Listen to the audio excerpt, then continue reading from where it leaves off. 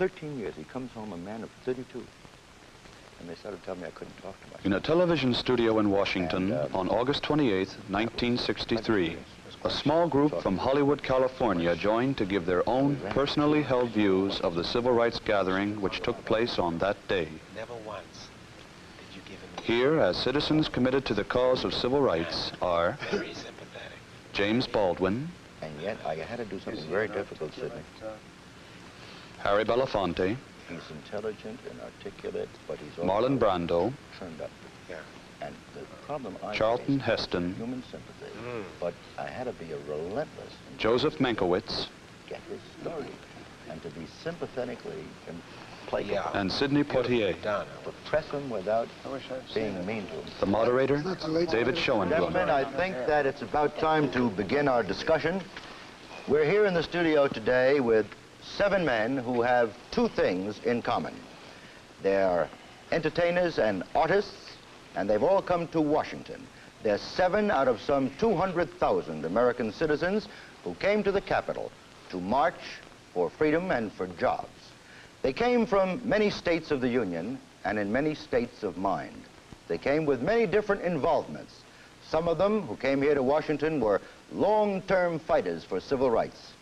Some of them have joined only very recently, but perhaps just as intensely. Perhaps we can start with these men and ask each and every one of them to tell us very succinctly to begin the discussion what brought them to Washington and how long they've been on this road, this march for jobs and freedom.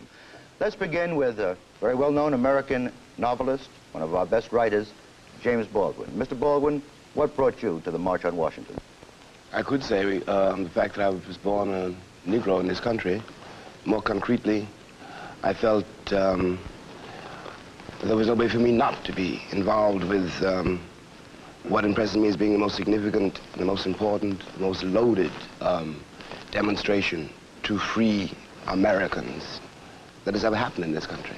Well, we'll talk more about that later, but first let's quickly get from each and every one of you. Mr. Brando, have you been on this road for a long time? I don't know. There was a time when nobody was on the road, really. There was a time when Rosa Parks stood up in a bus in Montgomery, Alabama, and from that date, the Montgomery bus boycott took place. And somewhere in the 50s, 18 Negroes in a Georgia prison camp broke their legs with sledgehammers to bring attention to the condition that they were in. And slowly, bit by bit, I became involved in this issue, and I guess my springboard was listening to Martin Luther King speak about the woe and distress in California. Joe Mankiewicz, writer, producer, director. Well, like all Americans, I've been involved in what I call human rights ever since I was born in this country. I think that what has happened to me recently is that I've become violently aware of the urgency of human rights in America now. The fact that this is an inalienable thing and something that must exist if America is to exist, and if our image is to exist, and if our moral fiber is to exist. And this urgency and my awareness of it brought me here. I felt this sense of urgency myself, Mr. Poitier, and I noticed today, all day long, in all of the speeches and all of the placards, I saw the word or heard the word now, now, now, repeated with insistency. Was it for you a case of urgency and now, or has this been something that you've been fighting for a long time?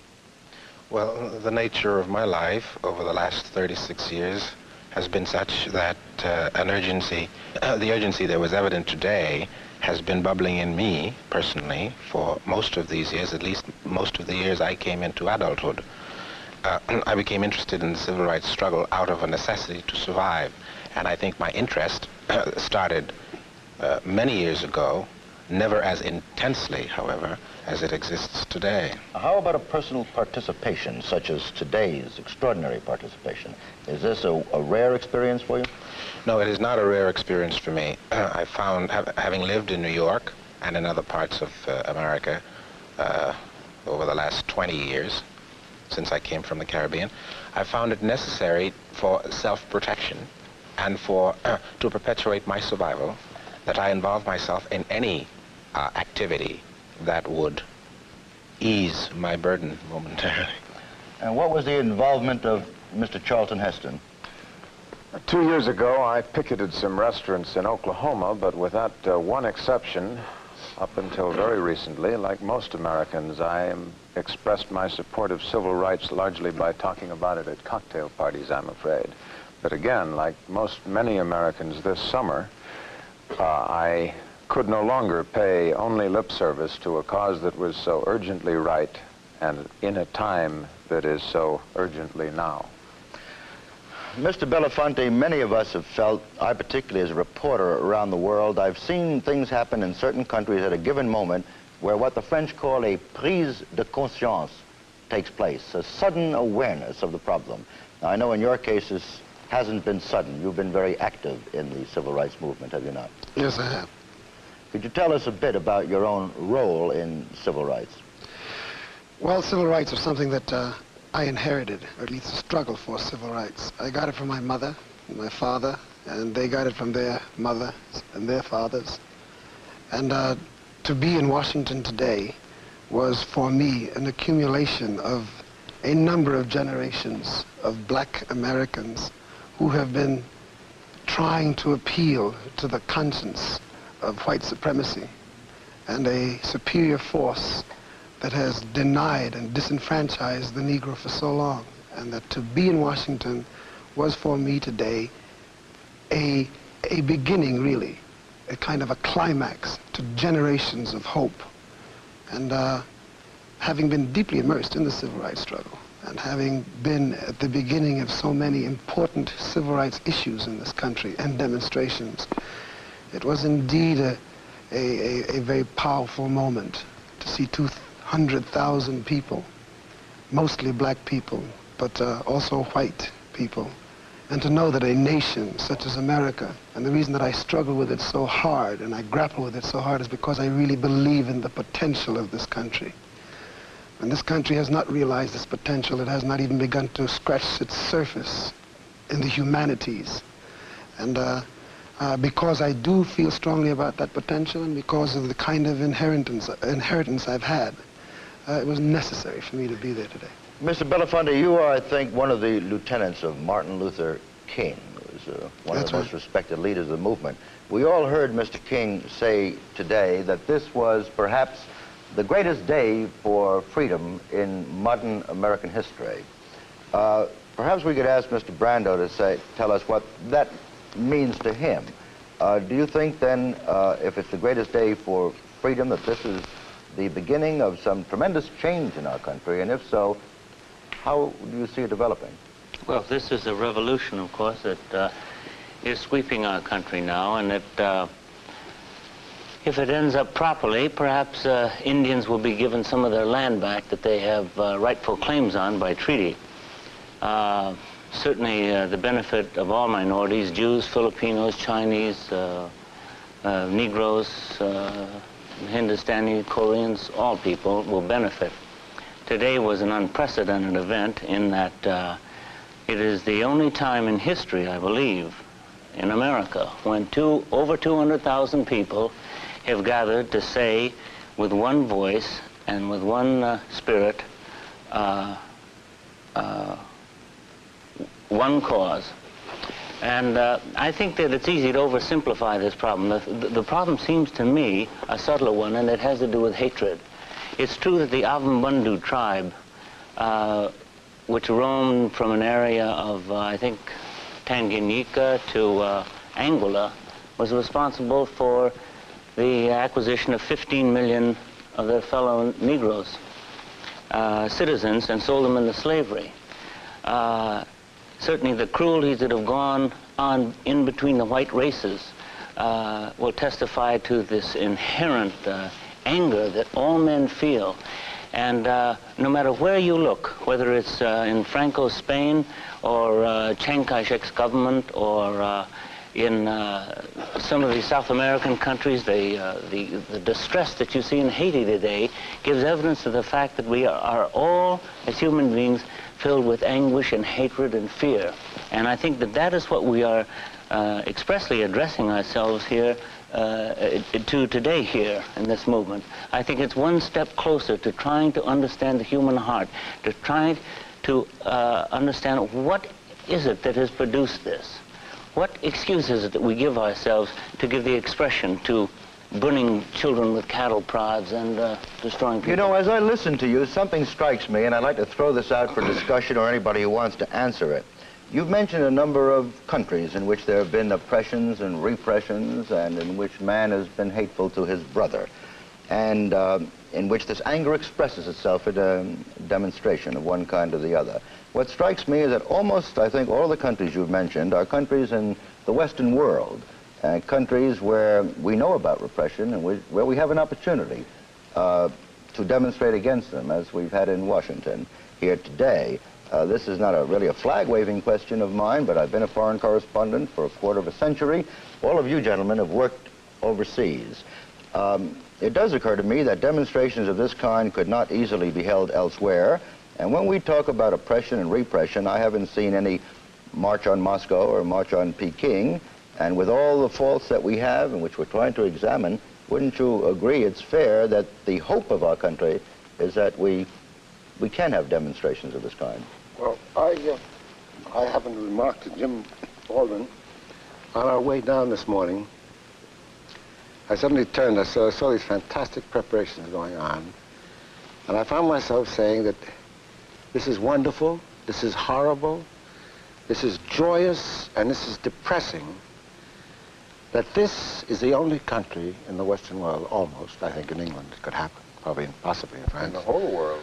Yes, in which this could happen, a meeting like this, but it's also the only country in which it is necessary. This is the frustrating thing, that surely we can have a meeting like this today in this country, but at the same time, it is necessary in this country. You see, what to me the most important thing is that freedom, true freedom, is not given by governments. And freedom is taken by the people. And the excitement of today, in my mind, is the fact that 1 out of every 1,000 Americans was here in Washington, and that the people of America are becoming aware that this freedom to their fellow human beings, and I call them human rights, are theirs to give. The Civil Rights Bill is not as important as the fact that the people have freedom to give, and I think now will begin to give it. Mr. Heston was about to come in on this. Earlier you said very modestly and with considerable humility that until recently you'd reserved your civil rights position for cocktail parties. That's no longer true. Would you expand on that first? I'm afraid I have very little to expand in terms of direct action beyond my participation in the most moving events of today. But I would, to some extent, disagree, at least as I understood Joe's and Marlon's point. The prime thing I extracted from today's events was a quite hopeful and stirring feeling of for the future, and also a restatement of the principles on which this country was founded.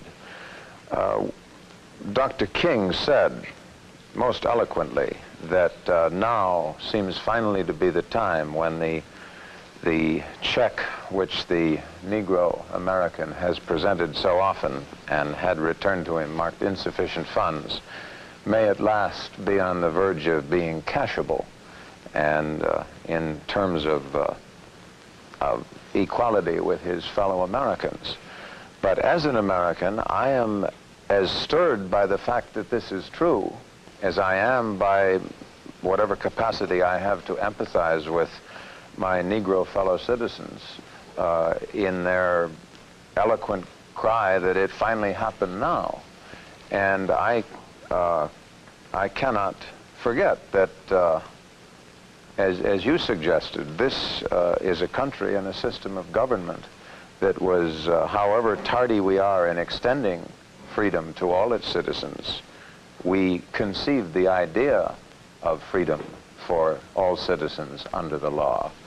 And among the many eloquent things that were said today, James Baldwin has written as eloquently as anyone on this subject, but most of the men who have written on civil rights and spoken on it trace back what they speak about to the statements made by Lincoln and Jefferson. And although the end is not yet, as Harry suggested, this is perhaps a beginning. And the times ahead are just as difficult as the times behind, although in a different way. Where do we go from this beginning? The tremendous energy churned up here, of course, is a motivating force, but it's vague, it's diffuse, unless the plan of action causes people to really correct in fact, and not only in oratory. Will this tremendous outburst now lead to a course of action, Mr. Belafonte, that will speed up? I feel that the now that we speak of is not a now that describes a success or fulfillment of the issues and the grievances that face the Negro people. The now is a statement that from here on in there's a point of no return, that there is success or there is utter failure. There is no middle of the line. There is no compromise on the issue. The now that is being spoken about is the fact that in 100 years, finally, through whatever the causes have been in history, and most of them have been because of oppression, the Negro people have strongly and fully taken the bit in their teeth. They're asking absolutely no quarter from anyone. Even the hand that is extended in terms of brotherhood and friendship to the white citizens who want to participate, it is for them to make the choice to accept, because they intend to move without it. And that, and I don't mean to say that the black community is not a community that does not have responsibility in this current revolution, but I do say that the bulk of the interpretation of whether this thing is going to end successfully and joyously or is going to end disastrously lays very heavily with the white community. It lays very heavily with the profiteers. It lays very heavily with the vested interests. It lays very heavily with a great middle stream in this country of people who have refused to commit themselves or even have the slightest knowledge that these things have been going on. And those who have decried demonstrations and who have said the Negro is going too far, they are the ones who in fact are being provoked the most by this, because for the first time, and it is only through our demonstrations, that they have come to a level of consciousness. And in this now that we speak of, it is this point of no return, because we are on the march, and there is going to be no return from it, because the march in Washington today is one thing, but it doesn't end there. There are going to be marches again, and there are going to be marches in the local villages and in the local cities, and in the, and it's not just in the South, it's in the North, it's all over. Mr. Baldwin, we've heard Mr. Belafonte talking about point of no return. I've seen every head here nodding when he said that. He also mentioned responsibility, and I think that everybody has demonstrated that in Washington today. But Dr. King, who has fought in the name of nonviolence, love, and brotherhood, also talks about a dream he has. We heard this eloquent statement of the great dream that even in Alabama, we're going to accomplish this. You're not a prophet. You're a novelist, but novelists very often see into the future. Do you share the dream? You think it will be achieved? I think we all at this table, and many more people than that, share that dream. When Martin said that he dreamed of a country in which his 4 children would not be penalized because of their color, all of us believe that. I think we're all committed to that. It is perhaps paradoxical, but it's the American Negro in this context who, on the basis of the evidence, has the most faith in this country. I myself have always, no matter how bitter I became, believed, as Harry puts it, in the potential of this country, in the tremendous energy here, and the things that we can achieve, if we will. The importance of today, in my mind, is that for the first time in our history, and the first time in 100 years, the nation shows some signs of really dealing with its central problem, instead of, as it has done for 100 years, avoiding it, evading it, denying it, lying about it, pretending it did not exist. The country will have to now go to work, and very hard work, very dangerous work, to change itself, to achieve this dream that Martin was talking about. And if we do not achieve this dream, we have no future at all. Do you believe we will achieve it? I certainly believe it. I certainly believe it. In a nonviolent manner? But yes, I believe that too. But it is going to cost us, every single one of us, including everyone here and everyone in this country. I'm not quite so prepared to say that it will not be achieved without violence. Because the Negro people have conducted themselves nonviolently. The 200,000 people that were there today, there were many predictions, and one could take book on whether there would be a display of violence by all the extreme factions and whatnot. But the truth of the matter is that the people who came to that gathering today were people in great anguish, who have come from the Birminghams and come from the Jackson, Mississippis, and they came there with anguish and with hurt and with dignity and with integrity, and it was one of the most orderly displays I've ever seen of 200,000 people with ingredients. I never seen anything like it. And if the Bull Connors continue to release dogs on the people as an answer to their legitimate cries, if they continue to use cattle rods to prod them, if they continue to use hoses to whip them through the streets, the human heart and the human body can only contain so much. There must come a point, if they are pushed to it, for retaliation. So once again, I put the emphasis on who it is that will precipitate it, because I do believe that the Negro community, I think that I can speak for most of the 20 million Negroes, are committed to this thing being done nonviolently. They have already displayed that. They've displayed it very eloquently since the Montgomery bus strikes. Oh, yes. And I also must say one other thing, because I know we must move on and others must speak. But when you speak of Peking and you speak of Moscow and you speak of other centers in the world where a demonstration like today could not take place, yes, I accept that. But I also say that it is long since past the time when we can measure our own conscience and our own sense of morality based on what some decayed society refuses to give its own. It is like arguing with the present administration as to what we feel they did or did not do in relation to the civil rights struggle, because they were measuring it based on the previous Mr. Belafonte, I could not agree with you more in terms of measuring in our society, but remember, the entire world watches this sort of thing. Mm-hmm. The world doesn't have a correct measuring stick.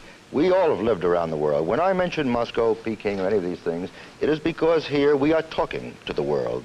More than 100 countries will be listening to the discussion today. No, I understand that. I just want to make one statement to tie this off. I agree with you wholeheartedly, incidentally, and I said that in the beginning. But the point that I'm trying to make is that we are also the loudest crier of any nation in the world about democracy and about the free countries. What we've been doing, in effect, is we've been letting the Negro have his dream.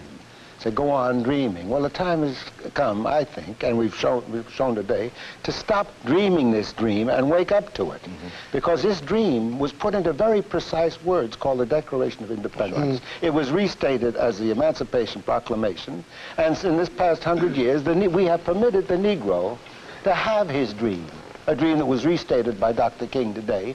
But Dr. King injected one new point, which is that perhaps an aroused American people can permit the rest of the American people to... And I firmly believe that. This is the point. Mr. Poitier came to this country. How old were you when you came to America? 14. You were 14 years old when you came to this country.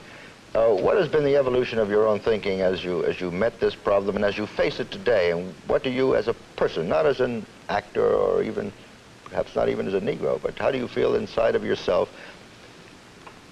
You're forced to participate. Well, yes.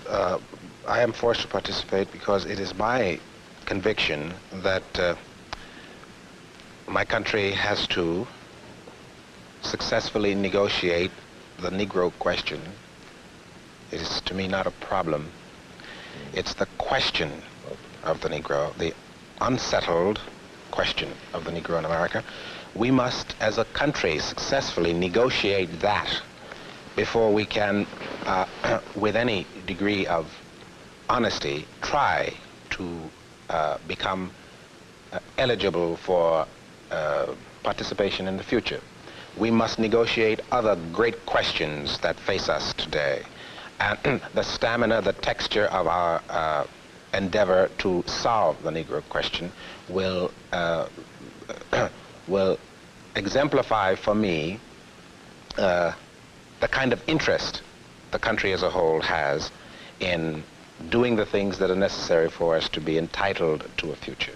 Mr. Heston, you want to say something? Well, everything that we've been saying in the last few minutes illustrates vividly the vital importance of this question, not only for Negro Americans, but for all Americans, and thus, in view of our position in the world, for all the world. And again, the importance of it and the difficulty, as both Harry and Jimmy Baldwin suggested, that it's not an easy, a downhill coast.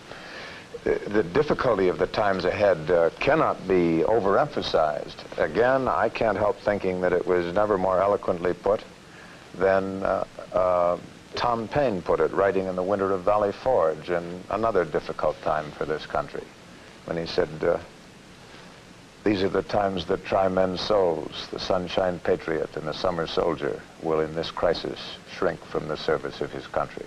But he that stands it now will earn the love and thanks of man and woman. That's why I think, for a starter, why don't we sometimes refer to it as the white question? It's an American question. No, I think it is the white question, and I think that's one of the things that is brought people. I don't think so. It's just a human question. Yes, because in the ebb and flow of human events, these things come and go. Conflicts of this kind come and go. There is a renaissance of democratic spirit. The Negroes are giving us a lesson now that we have been that we've been waiting for. We've gone a little stale, gotten a little fat. I think they've made us aware of the white question, and we've got to answer it. Yes, but if you examine, for instance, I think you're both right, really. It's a white question and a human. And this thing can no longer ebb and flow. This thing has got to there's always an ebb and flow in history. One country is up, one country is down. One it's been cozy to think of it, Marlon, as the Negro question. That's right. It was the Negro dream. I don't disagree with that. You know, I think that the responsibility has shifted. It is. I don't think it's just a question of semantics. I think the responsibility has shifted to the white people of America. Sure. Well, I think we may all agree, we seem to be in agreement, that it's not a question of semantics, but that words often get in the way of what we mean to say. Mr. Poitier corrected himself when he said Negro problem, and then he changed it to Negro question. He was weighing his words very carefully. Well, I think implied in Negro problem is a kind of suggestion that I represent a problem. Sure, I do not represent a problem. Precisely. You follow? The Negroes are not a problem to us. We're a problem to the Negroes. We're all saying the same thing. No, we're not. It's not the same thing at all. And this is what I have become aware of. No, Joe is very correct. Because, I don't think it is because the person who holds in his hands the power to fulfill the American dream, to fulfill the words of Tom Paine, to fulfill the words of the Declaration of Independence, happens to be a person who is white. That's right. And he sits... But to imply that it's solely a white problem is to deny the burning interest of every fellow Negro citizen. It is. It is, however, gentlemen, I think we're... That's fair enough. I'll give you that. The crosstalk is such that what you're saying, which I think everybody wants to hear, is being lost, all of your words of wisdom. But maybe we can end it on this point. How would you phrase yourself, very briefly now, as succinctly as you can put the essence of your thought? What is the nature of this question today? What is the most important thing to be done by each and every one of us? If you had the right to say, I, James Baldwin, will tell people what to do and how to solve this thing, what would you say? My God. Yeah, it's a tough one. In 3 words? Not in 3 words, no, a single thing. For example, I happen to think, just to give you an idea of what I'm getting at, that the most important thing at the moment now is jobs. That's quite true. But the nature of the problem, as I see it, is so complex that one can't simply say jobs. One has to say jobs, schools, houses. It's a whole complex of things, you know. Jobs alone won't solve it. Schools alone won't solve it. It's in the social fabric, you know. It isn't anything, it's everything. It's everything. And I really think, to come back to Joe's point in another way, and at the risk of sounding mystical, that the first step probably has to be somewhere in the American conscience. I think the American white republic has to ask itself why it was necessary for them to invent the nigger. You know, I am not a nigger. You know, I never called myself one. But one comes into the world, and the world decides that you are this for its own reasons. And it is very important, I think, for the American, in terms of the future, in terms of his health, in terms of the transformation we are all seeking, that he faced this question, that he needed the nigger for something. You know. May I please be forgiven for interrupting. In fact, we have run out of time, but it's kind of a good point, because what you've ended up with is to say we've all got to face the question. I think what we've done today... You have just witnessed an unrehearsed discussion by those whose deeply held personal views have committed them to the cause of civil rights. The moderator has been David Schoenbrunn.